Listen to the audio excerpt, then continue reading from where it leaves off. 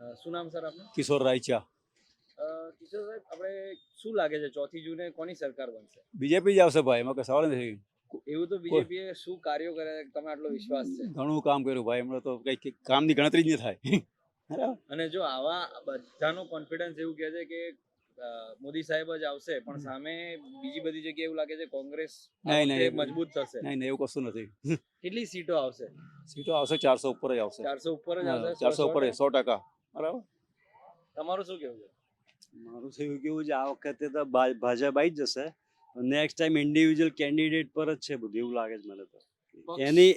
એ કશું નહીં થાય. નેક્સ્ટ ટાઈમ આવે ઇન્ડિવિજ્યુઅલ માણસ કેવો છે એના પર જ આવશે. અત્યારે ભાજપ આવી જશે.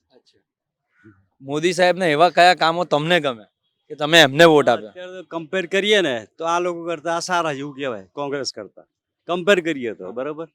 બાકી અમુક કામ તમે જુઓ તો એવું લાગે કે બધું ચાલ્યા કરે રૂટીન, જે ચાલતું હતું પહેલા એવું. બરાબર એવું છે.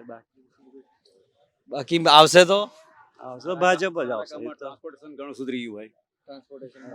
અને easily you can go anywhere. અને જો કદાચ આગળ ને આગળ હજી બીજા 10 વર્ષ મોદી સાહેબ આવે તો તમે એવા તો કયા કામો ઈચ્છો છો કે એ કરી શકે એમ?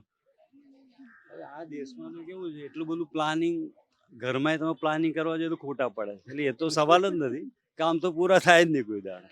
એટલે એનો કોઈ વાંધો નહીં, તો બરોબર ચાલ્યા કરે રૂટીન. તો તકલીફ આ રહેવાની જ આપણા દેશમાં, કારણ કે બધા રાજા થઈ ગયા. આપણે તો હું રાજા ને તમે રાજા.